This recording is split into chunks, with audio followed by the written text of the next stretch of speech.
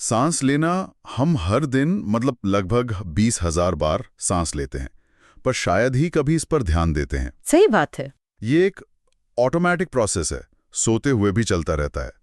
लेकिन क्या हो अगर मैं कहूं कि ये सिर्फ एक प्रोसेस नहीं बल्कि एक सुपर पावर है जिसे हम कंट्रोल कर सकते हैं। बिल्कुल। और आज हम उसी सुपर पावर को समझने के लिए एक सफर पर निकलने वाले हैं। अच्छा। हाँ, ये सफर आपके फेफड़ों से शुरू होगा, एक अकेली रेड ब्लड सेल के अंदर जाएगा, आपकी मांसपेशियों की गहराई में उतरेगा और फिर वापस आएगा ये देखने के लिए कि इस पूरी यात्रा को आप खुद कैसे नियंत्रित कर सकते हैं। मुझे ये सफर का आइडिया बहुत पसंद आया। तो आज हम हीमोग्लोबिन के कमाल के साइंस को समझेंगे और देखेंगे कि बोर और हाल्डेन प्रभाव असल में कैसे काम करते हैं। चलिए शुरू करते हैं। तो हमारे सफर का हीरो है हीमोग्लोबिन। हीमोग्लोबिन। हाँ, ये हमारी लाल रक्त कोशिकाओं यानी रेड ब्लड सेल्स में मौजूद एक प्रोटीन है। और इसकी संख्या पर ध्यान दीजिए, हर एक कोशिका में 20 से 30 करोड़ हीमोग्लोबिन मॉलिक्यूल्स होते हैं। एक मिनट, क्या कहा? 20 से 30 करोड़ हर एक कोशिका में? हर एक कोशिका में। ये तो ऐसा जैसे हर कोशिका के अंदर एक पूरा शहर बसा हुआ है। ये सोचना ही दिमाग चकरा देता है।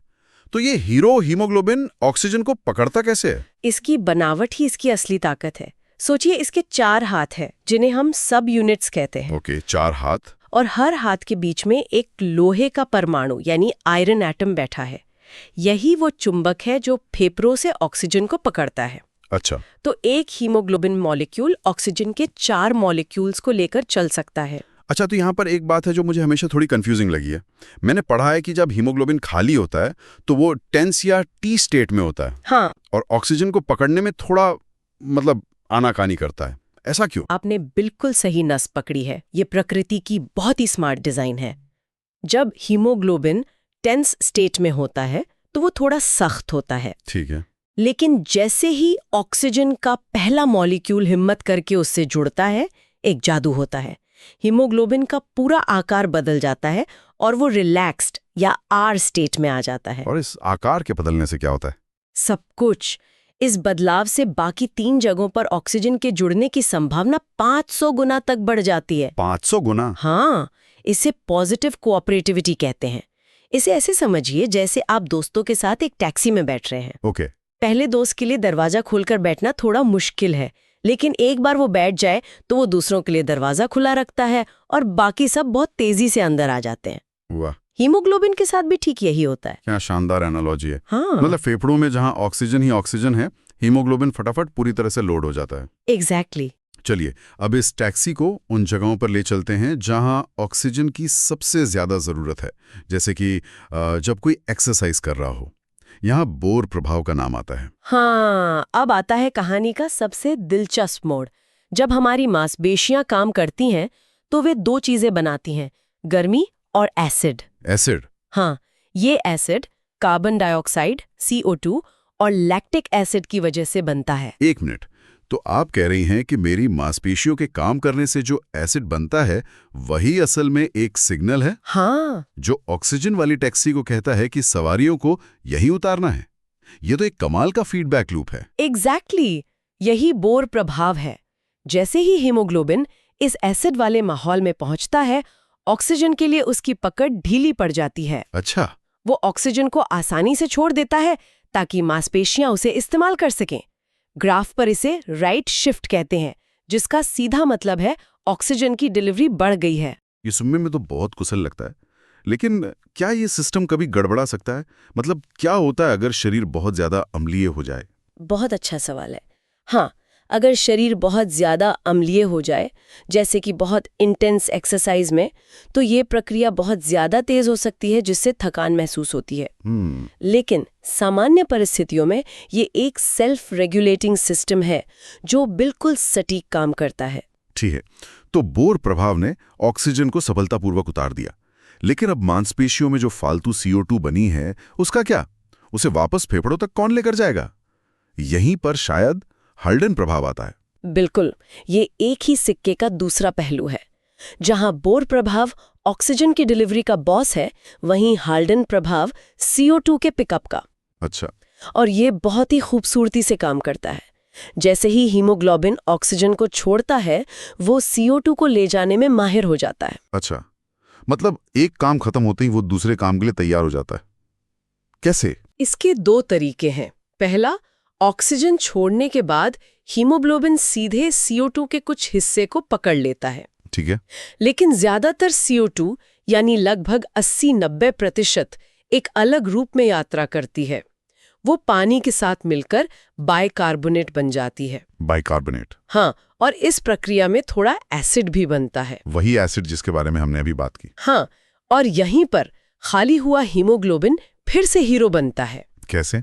इसे ऐसे समझिए, जब हीमोग्लोबिन अपना ऑक्सीजन का सामान उतार देता है तो उसके हाथ खाली हो जाते हैं, और ये खाली हाथ उस एसिड को पकड़ने और बेअसर करने में बहुत माहिर होते हैं। अच्छा। ऐसा करने से ये और ज्यादा CO2 को बाइकार्बोनेट में बदलने का रास्ता साफ कर देता है।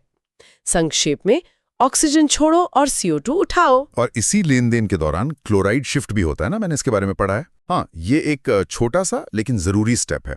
जब रेड ब्लड सेल के अंदर बहुत सारा बाइकार्बोनेट बन जाता है तो वो बाहर ब्लड प्लाज्मा में चला जाता है। ओके। अब सेल के अंदर के नेगेटिव चार्ज को बैलेंस करने के लिए बाहर से क्लोराइड आयन अंदर आ जाते हैं।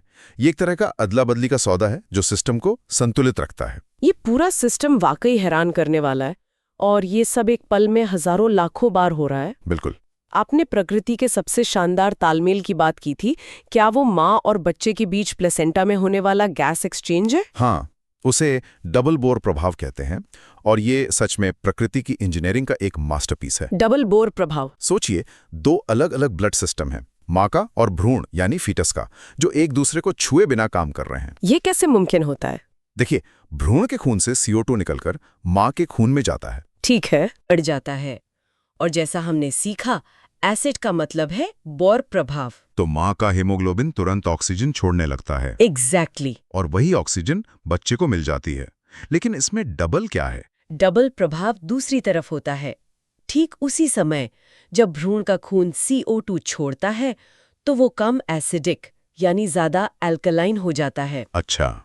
इससे भ्रूण के हीमोग्लोबिन, जिसे HbF कहते हैं, उसकी ऑक्सीजन के लिए भूख और ज्यादा बढ़ जाती है। तो एक तरफ माँ का हीमोग्लोबिन ऑक्सीजन दे रहा है और दूसरी तरफ बच्चे का हीमोग्लोबिन उसे और भी मजबूती से खींच रहा है।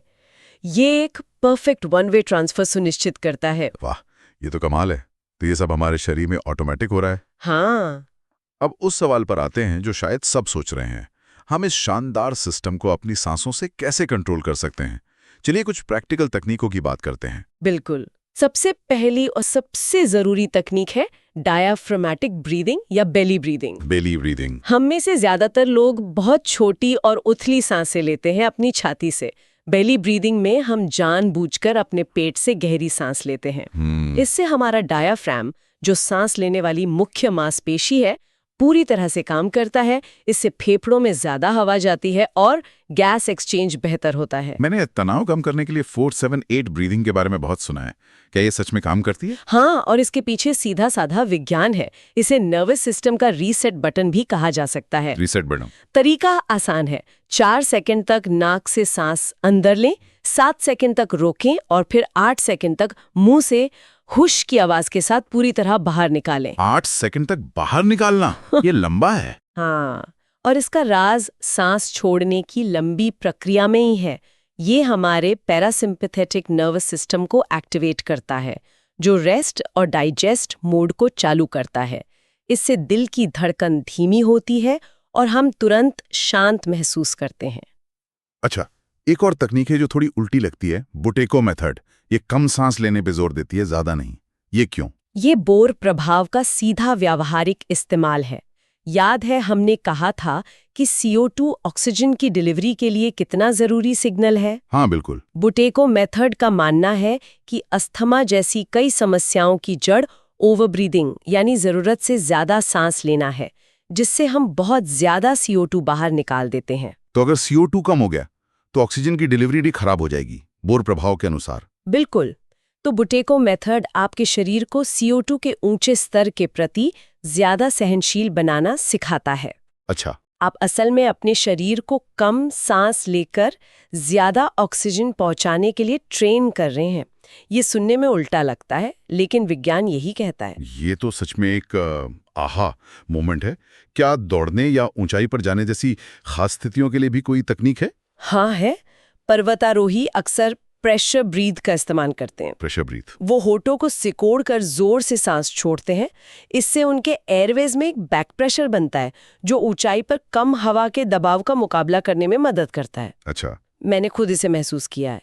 जब आप 12,000 फीट पर हो और हवा पतली लगे, तो ये एक छोटी सी टेक्निक आपको तुरंत राहत देती है।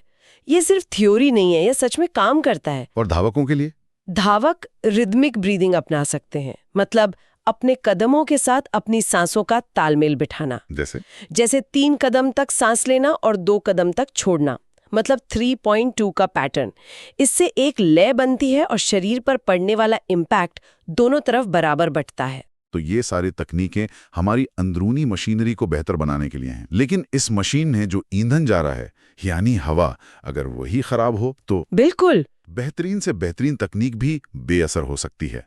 और हैरानी की बात यह है कि सबसे खराब हवा हमें अक्सर घर के अंदर ही मिलती है। ये एक बहुत बड़ा मुद्दा है जिसे हम नजरअंदाज कर देते हैं।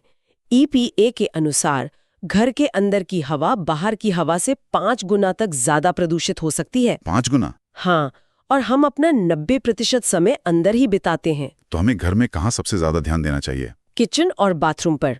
गैस स्टोव पर खाना पकाने से नाइट्रोजन डाइऑक्साइड जैसे प्रदूषक निकलते हैं। इसलिए खाना बनाते समय एग्जॉस्ट फैन चलाना बहुत जरूरी है। बाथरूम में नमी से फंगस लग सकती है, इसलिए वहां भी अच्छा वेंटिलेशन होना चाहिए। और हवा को साफ रखने के लिए क्या कोई आसान उपाय है? 2 आसान उपाय हैं। पहला, अपने AC या एयर सिस्टम में अच्छी क्वालिटी का फिल्टर इस्तेमाल करें, जिसकी मर्व रेटिंग 8 से 13 के बीच हो। MER 8 से 13। हाँ, ये धूल और पोलन जैसे कणों को पकड़ लेता है। और अगर किसी को एलर्जी या अस्थमा है, तो हेपा फिल्टर वाला एयर प्यूरिफायर एक बेहतरीन निवेश है। HEPA filter? हेपा फिल्टर 99.97% छोटे से छोटे कणों को, यहाँ तक कि कुछ बैक्टीरिया और वायरस को भी हवा से हटा सकता है। आज हमने हीमोग्लोबिन के मॉलिक्यूलर डांस से लेकर हमारे नर्वस सिस्टम को शांत करने वाली सांस की तकनीकों तक एक लंबा सफर तय किया। हाँ, काफी कुछ कवर किया हमने। साफ है कि सांस लेना सिर्फ जिंदा रहने के लिए नहीं है, ये हमारी सेहत को बेहतर बनाने का एक शक्तिशाली टूल है। बिल्कुल। और मैं एक आखिरी विचार के साथ इसे समाप्त करना चाहूंगी। सोचिए, सांस लेना हमारे शरीर का एकमात्र ऐसा ऑटोमेटिक फंक्शन है जिस पर हमारा सचेत नियंत्रण भी है। हम अपने दिल की धड़कन या पाचन को सीधे कंट्रोल नहीं कर सकते, लेकिन हम अपनी सांस को धीमा कर सकते हैं, रोक सकते हैं या तेज कर सकते हैं। ये हमारे चेतन मन और हमारे ऑटोमेटिक शरीर के बीच एक पुल की तरह है। ठीक यही। और ये एक बड़ा सवाल खड़ा करता है। अगर हम सिर्फ अपनी सांस को नियंत्रित करके अपने नर्वस सिस्टम को प्रभावित कर सकते हैं, तो हम अपनी शारीरिक क्रियाओं के और किन पहलुओं को प्रभावित करने की क्षमता रखते हैं? मतलब हमारी क्षमता हमारी सोच से कहीं ज्यादा है। बिल्कुल। ये इस बात की ओर इशारा करता है कि मन और शरीर का कनेक्शन शायद हमारी सोच से कहीं ज्यादा गहरा और शक्तिशाली है।